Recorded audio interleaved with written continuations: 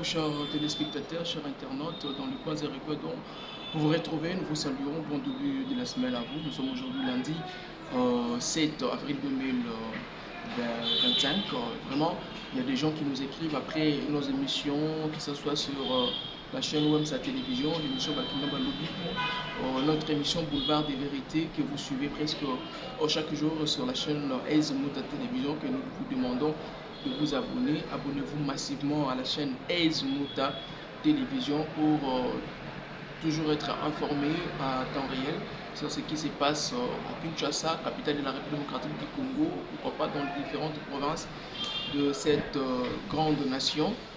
Vraiment abonnez-vous, cliquez sur la cloche de notification pour être toujours notifié quand il y a un nouvel élément qui est mis en ligne. Donc une fois de plus, bonjour à vous, chers téléspectateurs et chers internautes. Allez, Ezekiel Moudikongo Taloula, c'est moi, votre humble serviteur.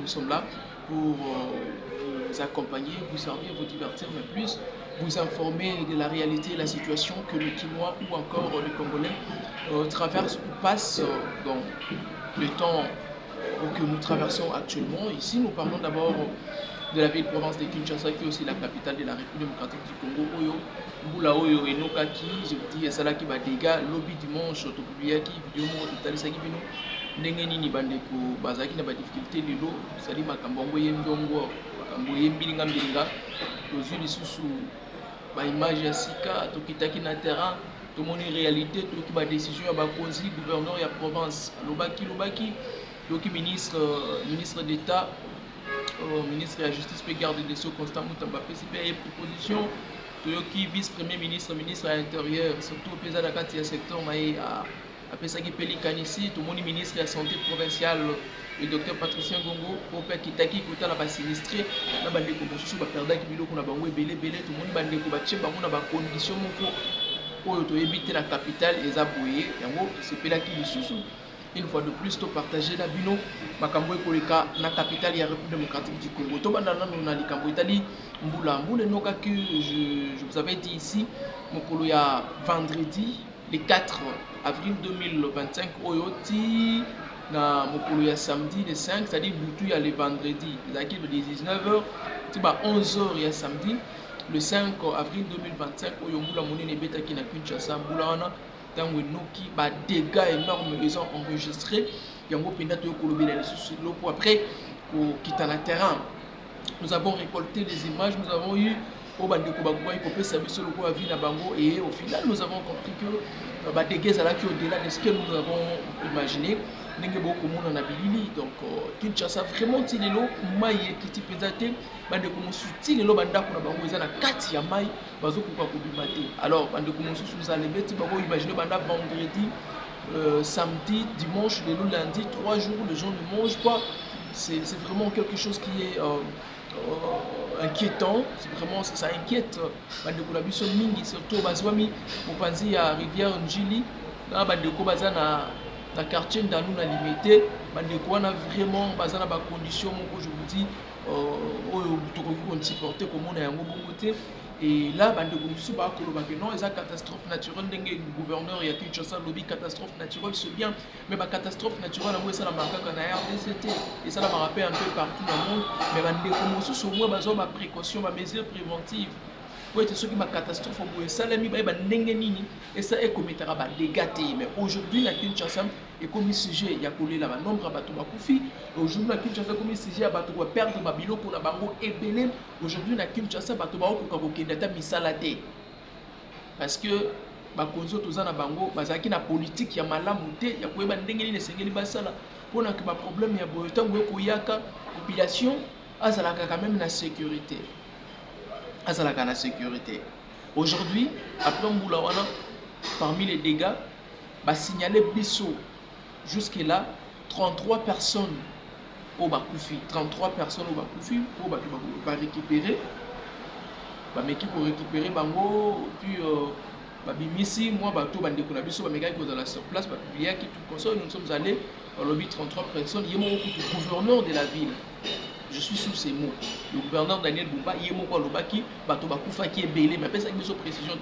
D'ailleurs, dans la vidéo, il y avait terre, Naïboyo Kaye Moko Daniel Bumba, le gouverneur, Dinga Lobi qui est bato bakufi et belé, à se compatir dans ma famille à bato bakufi et belé, parce que ma maison, c'est pour là qui est collé les bateaux. Et ça, là, bande comme sous baba. C'est qui n'a pas eu évité de retrouver ma routine dans le tête ici, ma famille n'a pas eu. C'est-à-dire que nombre exact. Il y a bateau ma perte ma vie n'a pas eu vanité mais la bande comme on sous le ça la investigation tout consort au journal 33 personnes au moins autre aux euros va profiter dans boula ou enoki vendredi et samedi il y a mois ou avril tous années la 2025 gouverneur a Sibiso bateau va profiter belé il y a le patron le premier citoyen il y a ville il y a province à sa capacité il y a son nombre exact ma lobby est belé en combien on se soit 33 40, 50, 60, 70, 10, 15. Gouverneur Lobika Batouba Koufi et Bélé. Là, tu as vu dans une vidéo, il y a le gouverneur Daniel Bumba. Boyo Kaye Mouta Lobi Batouba Koufi et Bélé. Bon, deux ans, tout ça, la commentaire. Suivez la vidéo. Quant Sangana Gilelo, autour, il y a vice-premier ministre, ministre de l'Intérieur, Sécurité, Décentralisation et Affaires coutumières pour la situation à crise. Il y a qui réunion à crise pour la catastrophe naturel où il s'abattre sur la ville de Kinshasa. Mboula où il Betsi et Mimi ba dégâts et belé. Yango gouvernement et Sanganaki nabiso ville de Kinshasa na ba structure nyonso où ils allaient autour de nous ici pour apporter solution le plus tôt possible. Mes condoléances à mon aîné na ba famille où bazali bongo éprouvé parce qu'il y a eu des éboulements, il y a eu ba mur ekoeli bato où va perdre ba vie, to perdre la vie humaine et belé. De présenter ma condoléance dans ma famille éprouvée, de continuer sous rassurer bino na marmoutali mai. Vous constatez qu'après en bout là, ba quartier belé, ba commune belé, mai ils allaient sous cause des servités. Donc les travaux sont mis à pied, les misala et bandits. Donc namigoya dans 2 à 3 jours, mai ozala bongo rétabli. Donc bozala yarokita, gouvernement république ezali pembe na bino, ba situation peu érosion. Alors, gouvernement à mettre des moyens considérables pour que les à la maîtriser. Banda consus et qu'il était, c'est là que ils allaient bongo couper. Pour dire que la vidéo il y a gouverneur Daniel Bumba ou il y a IBC Bisso qui va couper et belé ou il y a compatir dans ma famille bah ou il va perdre. Est-ce qu'il y a compatir la solution exacte pour la situation ou et ils ont la bisoté toi il faut mesure mon sous autorité la biso barana moi légèreté moko ou bazala kanango c'est-à-dire ils viennent compatir ils viennent agir ils viennent s'indigner dans mon acte salami déjà ils n'ont pas la politique de prévention vaut mieux prévenir que guérir. La politique préventive n'est pas au Congo c'est pas un truc de Congolais vous verrez que partout c'est-à-dire quand le problème est après comme oh non vous voyez pas comme une solution comment guérir tout ça non. Il faut mieux prévenir, il faut mieux éviter que les catastrophes et salement aient causé des dégâts avant, vous prenez des mesures préventives. Parce qu'aujourd'hui, vous allez voir, ils vont sortir de l'argent. Oh, net va sauver déjà va mater là va passer par des groupes sur même sur la église même sur la stade de Raphaël dingue na yoki ba même ba sur mon place belé c'est du gouvernement vous sur la bango tout comme ça parce que mbongo boya va bobimisa kana tango soki likambo po ipona nini bobimisa yango avant te pona ko éviter que makambo ko ya en attendant bande ko bino bozo sur na bango bande ko na bango ba kufi et vous mon gouvernement ya oh toujours kunda bango c'est bien kunda bango c'est bien on ne refuse pas mais pourquoi pas qu'on pensait déjà avant que nous Kinshasa tout ça entouré Congo est entouré na mai et puis ndenge nini tokoki ko ça en fait en sorte que makabonio c'est ce que koki ko ya bazela ce que bebi to bongisa avant to canaliser ba mai to ça la truc ni tokoki ça la bossa la yango te mais comme les bateaux et comme il perd ya vie humaine ndé comme non allez l'histoire va tout ça libo l'histoire va tout ça pourquoi pas prévenir que guérir c'est ça la question qu'on se pose.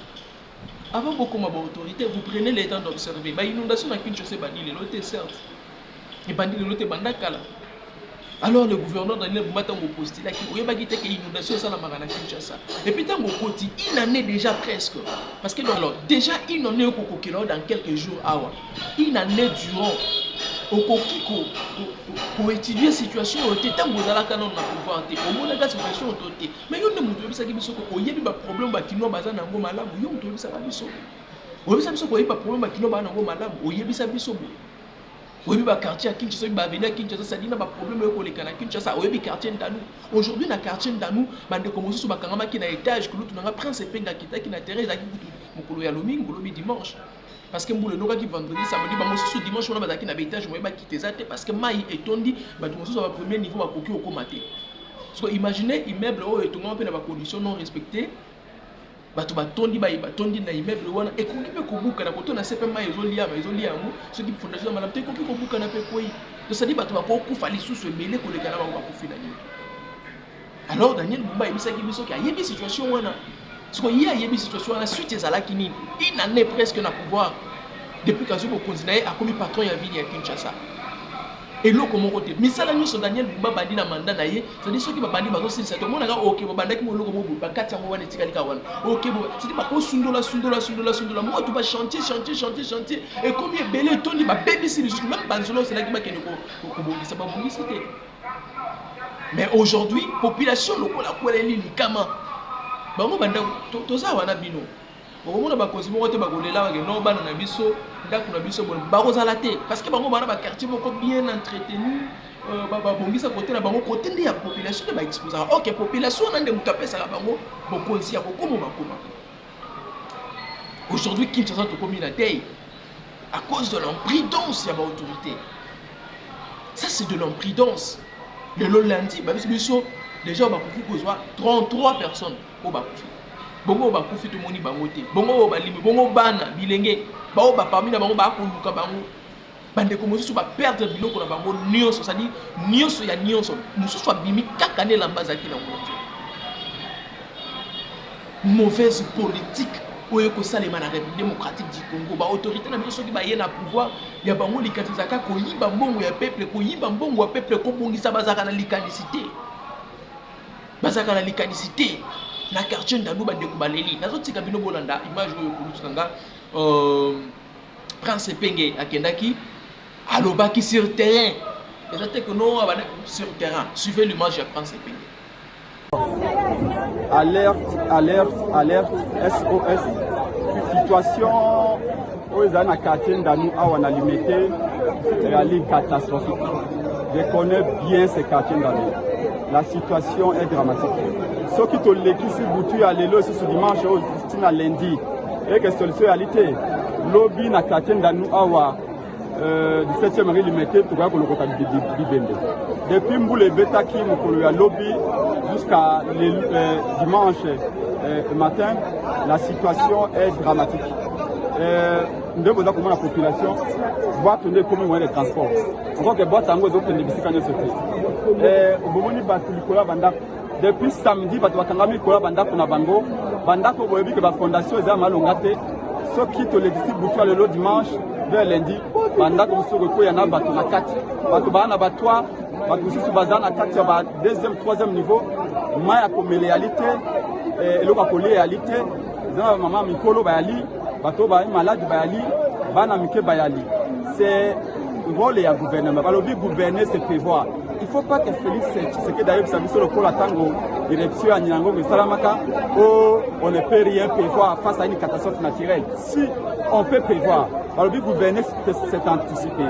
S'il y a un plan de contingence, on peut faire face avec n'importe quel problème. Les alimboula c'est vrai, nous avons ça mais on peut limiter les dégâts. On peut limiter les dégâts. Bâtir la canaux rapide et il y a ébélé pour la population. 2. Hélicoptère militaire. Hélicoptère militaire, on a un dolo à Batinda Yango, Baya Costa la plan général, photographie générale de la situation. Pour Baya Bakopé Sabato, on a un canaux information, il faut pas que les dirigeants qui évacuent parce que Banda Pugno va continuer à rendre des motos. Là, Banda peut être beaucoup plus fragile que Bamoussous. C'est ça demande au principal Costa la Awa parce que Bago le Bao Toye Bakité. Je suis ici sur les quartiers d'Anou. Na 17e rue limité, c'est là où j'ai grandi, je connais bien les lieux. Mais c'est Félix Tshilombo Yaka en 2019 na Jekoko, alors lui baza ko tonga digue awa. Mais digue ango ba ko baka mabanga tino lelo, rien n'a été fait et nos compatriotes souffrent. Il faut Bembe Salama tu vas présenter ma condoléance. Je pense que moi le peuple, j'alerte. Il est très important qu'on intervienne aujourd'hui. À quoi sert le pouvoir? Pourquoi tout le pouvoir? Ils apprennent à intervenir.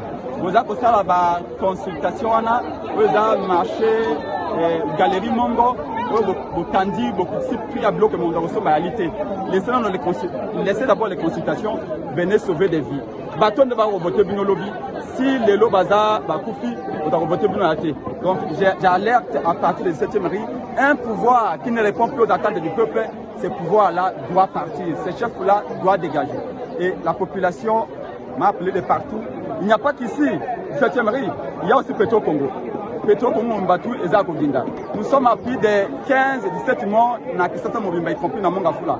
Ceux qui ont l'ali, les lots alimentaires à 17e riz, bâtiment de canaux rapidité, on a canaux, on a reçu battuté, bâtiment de hélicoptère militaire, lobby n'a bouté de 10 mois, 15 mois à lobby, et puis après, le baono, pour que nous ressemblions ensemble. Non, nous avons appelé ça, venez sauver des vies. La responsabilité appartient à M. Félix Tshilombo. Si les gens meurent, c'est lui le responsable parce que c'est lui qui n'agit pas. En ce moment, il est chez lui. Au lieu de descendre sur le terrain, donner des solutions. Bon, les amis, l'État. Qu'est-ce qui manque? Il y a quand même un maille d'abord pour nous sauver le bateau. Envoyer de l'eau. Demandez à tout le monde, même à Libanais, ceux qui vont retourner au système, vous savez, les Libanais, ils ont battu dans nos bateaux, maille, maille gratuitement. Vous avez des canaux, les Libanais ont des canaux gonflables. Ça, c'est un canot, ça. Donc, il y a trop de risques. Il y a trop de risques.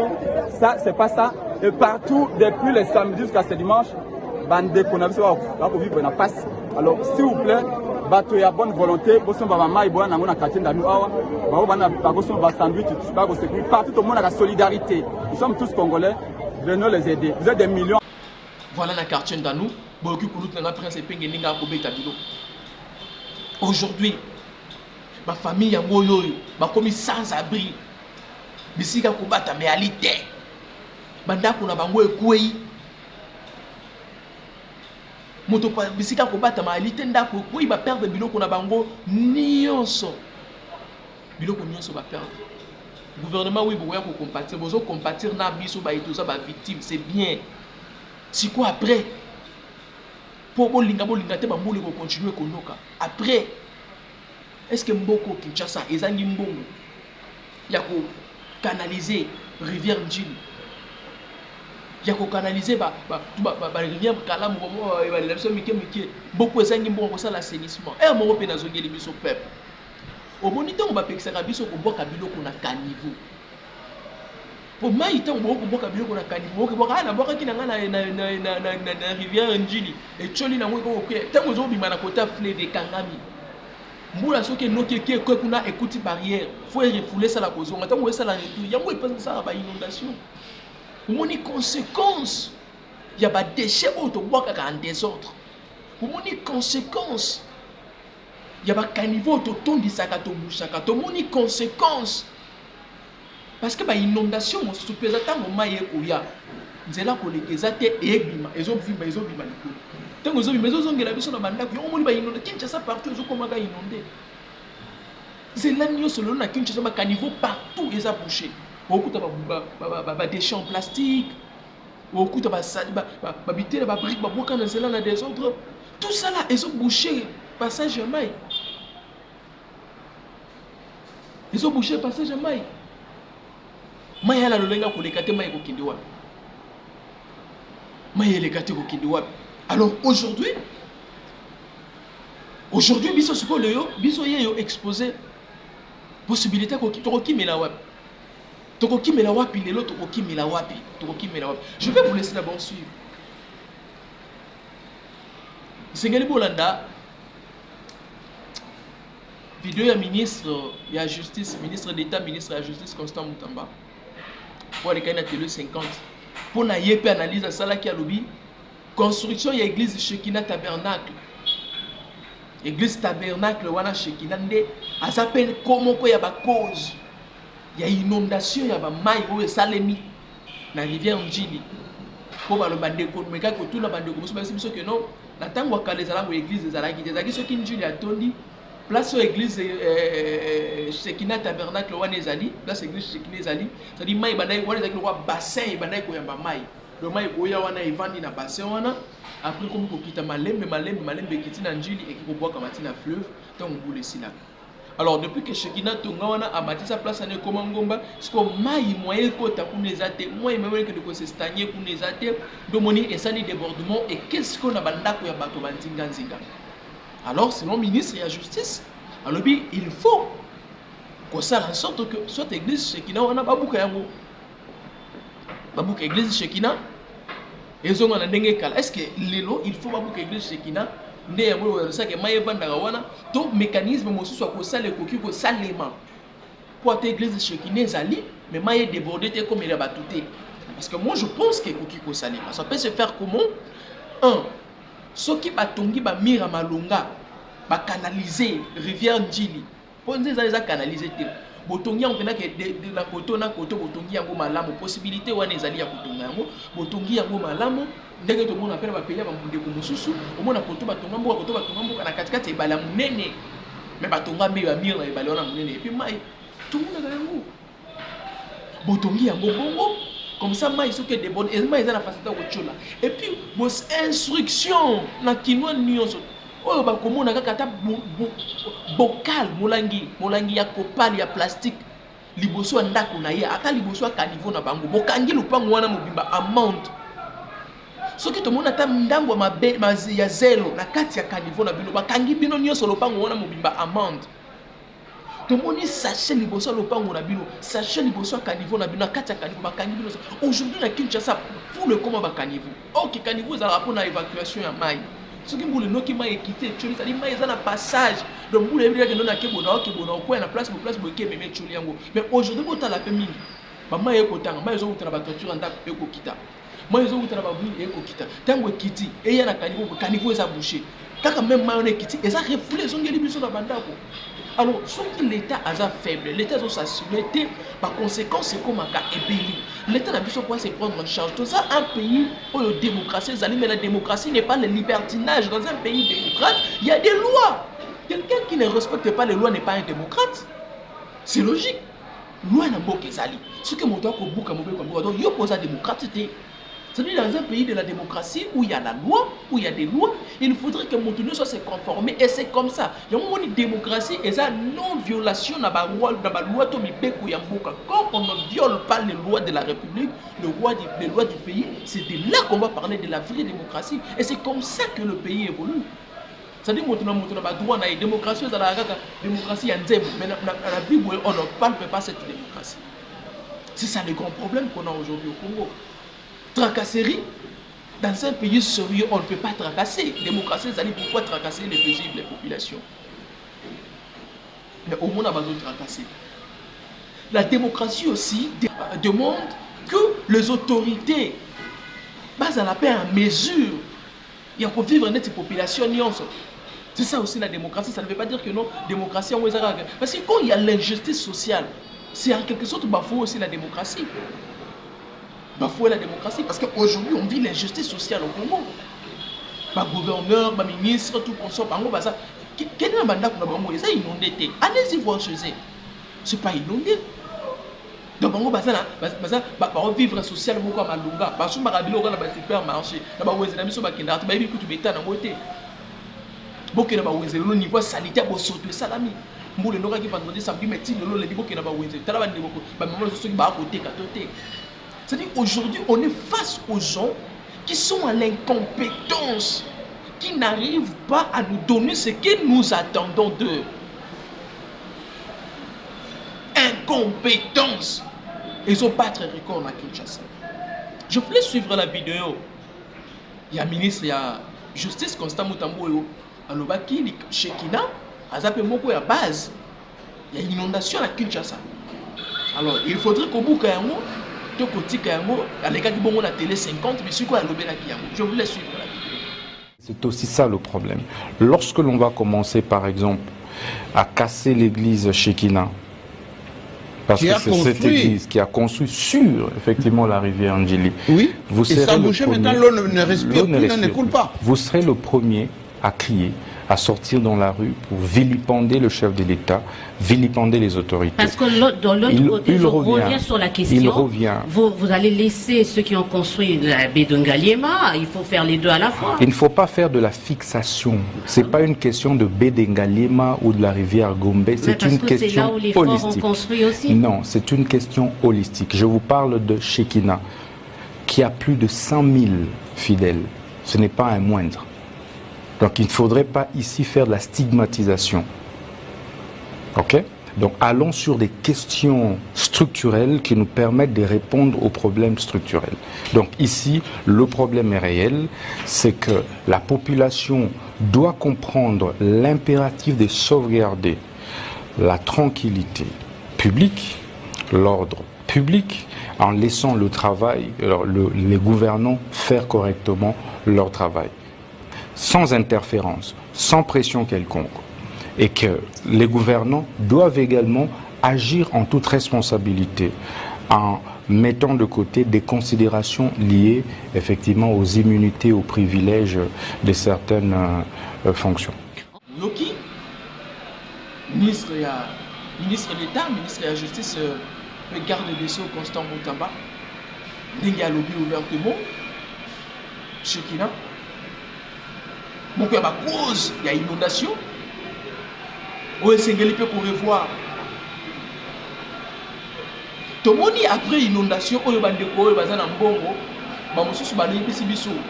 Que bazo qui possibilité pour les cas pour outa poto au centre-ville pour que les gens vous allez quitter. Les allez qui sont mis tout comme donc pour les quitter.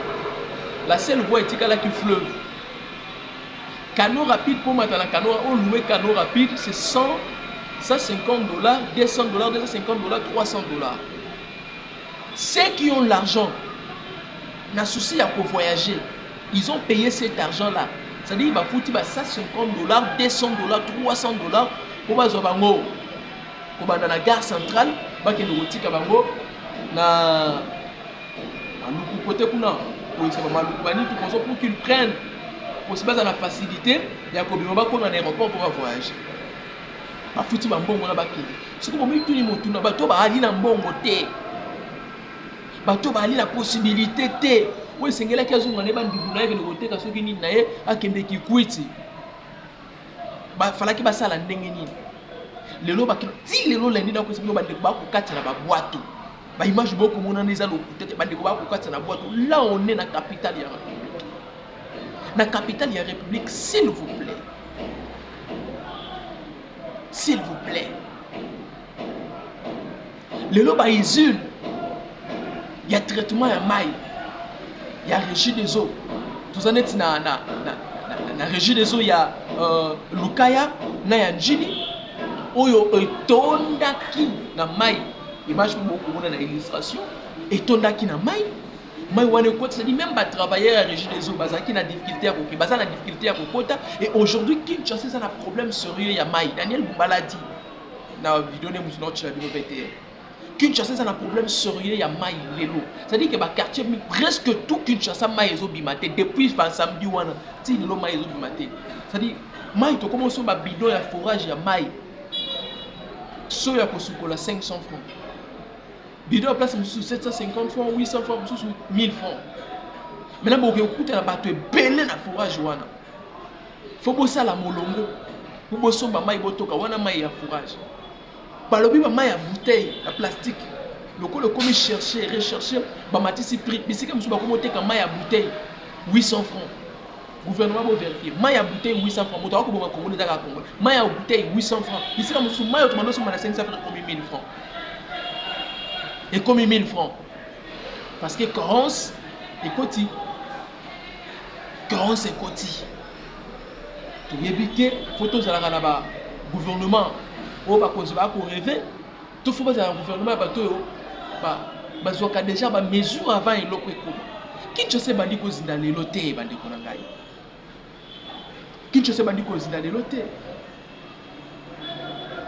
alors bandi ko mingi lelo basengi démission ya gouverneur ya ville province ya Kinshasa Daniel Bumba balobi asa incompétent azokoka kosala te loko te depuis koti na tête ya province bon motuna pe na kini Bumba bisa biso wasi asali banda koti na Kinshasa ezobunga banda koloba Kinshasa ezobunga mbobila kutu moninga tango yake wa kin bopeto to mona ki quand même moi ba œuvre to mona ki quand même asala ki to moni banzelo to kotanga lelo bien ke ko mpe ko beba mais ce que Daniel Bumba Kinshasa ezobongela wapi motuna totuni parce que mbula kaka oyo enoki oyo ça dit et bomi Kinshasa lisusu na ndenga ba jeudi Daniel Bumba Kinshasa ezobongela wapi à cause ya incompétence ya Bumba bandeko mingi basengi démission na ye motangi na tuta kulutu na ngai Yves Buya oyo bandeko mingi bazana na kati document nango bokomona basengi démission ya Daniel Bumba faut déposer lettre de démission na ye et puis tout le monde qui bandeko mosusu ko confirmer que oui Bumba asengela de quoi sauver honneur. Il y a parti présidentiel, parti au pouvoir, UDPS, il faut Bumba démissionner parce que bandeko déjà UDPS mingi ba condamna ka gestion ya Daniel Bumba ba condamna ka lo lengo Bumba ko gérer province. Ba ngo ba wi que non Bumba gérera ka mabe, Bumba gérera malamu te. De ba bipo na ko sauver UDPS, ko sauver pardon parti au pouvoir, il faut Daniel Bumba a signé, a déposé lettre de démission et ça l'a prouvé, puis Bumba démissionné pour le cas n'engagez pas pour que moto dans la compétence en mesure il y a coupé sa mission trop causé dans la Kinshasa. Il éviter le lundi de démission, et Daniel Bumba ko salima. Le lundi Daniel Bumba c'est qu'il a déposé lettre de démission ce cas sali yango et kozala penda malamu kozala un honneur et puis moto akoya ayeba déjà de quoi il est venu, de quoi il a affaire. Voilà, de quoi il a affaire, la tête il y a Kinshasa. Et ça la tête bah oui pour bien bon mais bah yeba que non deto yebwe nous avons un problème sérieux Kinshasa voilà donc gandenge na yawa tala moto akoya ayeba déjà. Lettre de démission à Daniel Bumba. Les leçons qui attendent la tronçon super lemba terminus les kufa et beba et pola. Donc partout dans Kinshasa, je dis bien, je pèse bien mes mots, je dis partout dans Kinshasa, même dans le boulevard Lumumba, les athées. Tout dans le ok, na échangeur, ce qu'on connaît, outil centre-ville, on connaît Tchangou na échangeur, c'est Boukara. Ok, nous avons la imagination. Quand on a aucune sous-région, c'est les athées. La sous-région, comme la sous-région, il y a un marché, station, la sous-région, ça dit les boules, c'est les athées, mais tout comme tu c'est les athées. Daniel Bumba, c'est les athées. Token a rond-point Gaba, c'est les athées. Token na Ngouma, token na magasin. C'est-à-dire qu'il y a partout, et ça a un problème, Yanzela. Partout, il y a un problème d'infrastructure. Et ça a un combat. Alors, on ne voit pas l'importance d'avoir Daniel Bumba à la tête de la province de Kinshasa. L'importance à Bumbezate. Et pourtant, ça Bumbezate. Il y a une raison pour que démission à Daniel Bumba. Et puis, ce qu'on a président Félix, ce qu'on a UDPS, Daniel Bumba, il faut accepter pour démissionner. Parce que Bumba, en tout cas, il nous a prouvé à suffisance de quoi il est incompétent. Il nous a prouvé son incompétence. Et Bandeko Lelo, Kinshasa ndenge na insumi na tey Bandeko ba kufi à part de ma famille na bango et nous attendons que la démission de Daniel. Ce qui a ça la moto ministre et intérieur maître Jacques-Ben Chabani suspendé Bumba. Parce qu'il est aussi ils appellent na attribution. Suspendre Bumba. Pour imposer à ta lettre à démission à Makassi. On attend la démission à Daniel Bumba. On est à qui cette analyse à Kinshasa. On me signale aussi le gouverneur, il y a Provence, il y a Ituri, le lieutenant général Johnny Lubuya, et à Kinshasa. Et il a profité de cette occasion-là pour dire au gouvernement central, il était une bonne occasion de poser ces questions ici que je pose au gouverneur. Vous êtes mieux placé pour le faire. Moi, tout dans le gouverneur Johnny Lubuya. Depuis qu'à la tête, il y a Provence, il y a Ituri. Yemoko consciemment. Qu'est-ce qu'il a fait de bien? Dans les Cambodgiens, sécurité, il y a Iturien. Depuis qu'il est à la tête de la province de l'Ituri, qu'est-ce qu'il a fait de bien dans les Cambodgiens? Sécurité, il y a Iturien. Johnny Lubuya arrive dans la province de l'Ituri, trouve, je crois, 4 ou 5 groupes armés. Et pendant qu'il est gestionnaire, il est venu pour réduire et finir 3 et botami ceux qui 3 ceux qui 4 et commis 8 ou 9 groupes. Botu na ye mosusu na botami ya zalaki wapi bana ekola na lokola gouverneur ya Kinshasa. Botu na ye mosusu botami wana oh mosusu botami bakisami. Maintenant on sait que parce que lui il est militaire, il mérite il maîtrise ce secteur là, on le pense, on suppose. Alors quand il est venu, on pense bien que Alingaka a un changement, un développement, on pense bien que Alingaki en fait assise sa situation wana. Il y a un groupe armé, c'est-à-dire ordre zonga, qui volontaire président de la République. Même lui, il revient à la tête de la province de l'Ituri et Potami Lisusu. Alors, loko naza wana Kinshasa, ça tombe bien. Bon, mais quand on tourne la bisoye, à Salinini, oyo amemi ya malamu, la province ya Ituri en matière de sécurité. Parce que bandeko bakoufi, et puis on me dit, la période née, il y a gouverneur Daniel Luboya, ne bato bakoufi Lisusu est belé. Bato bakufi lisusu ebele ba déplacer ba komi ebele oyo ba groupe rebelle ya place et sali. C'est-à-dire groupe rebelle net Kodeko abumi bato ebele a komisi ba déplacer ebele, c'est-à-dire ba sinistré pe ebele bato bazangi ba ndako bazangi bisika kolala bazangi bisika kolia bana ba ko kufa na malade ya nzala. C'est-à-dire la période née ya papa Johnny Luboya. Alors le quoi à Kinshasa, posez-lui la question.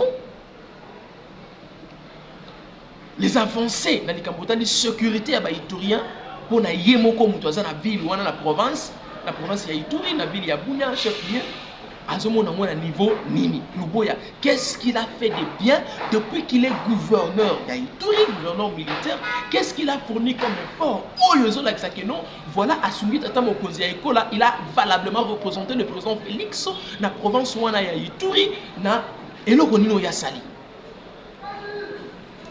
Et le connu dans sali. Et ça d'une époque il y a eu tant de sièges au bandeko ba koufi ebele na Ituri. Oh tout le monde ba mosoko kunda mabu ya bon moyen. C'est dans l'époque où il y a nini. Oh écoute porte-parole na yebo pa loba. Alobi ke bango ba yebi bien que na Ituri ba kodeko de ba bon makana niveau jeté. Et ça la période moment bazo reconnaître yango pe. Même na époque Bamani ça ezalaka boyete. L'époque gouverneur Bamani ça n'était pas comme ça. On parlait bien du groupe rebelle, on parlait bien de ça, mais c'était pas comme ça. L'époque où il y a Johnny Luboya, un militaire et l'équipe. Un groupe armé comme un désordre et puis passoire. Ça les a busqués, M. Luboya a raté. Il y a la possibilité de commenter parce qu'il y a des gens en danger. Mais exposer la population à Ituri.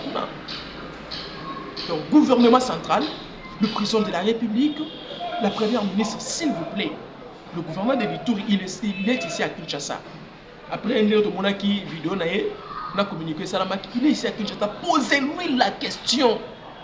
Et puis s'il faut pour interpeller na yena batumio sur votre travail qui n'a pas interpeller bango ce qui clairvoyance les clairvoyance c'est aux alawa bande ko la biso na Ituri ba kolela bato baza ka libanda ti lo ba musu baza na zamba ti lelo ba massacre ko salema atabino muku tout le ba te les amboka na biso nyonso Congo.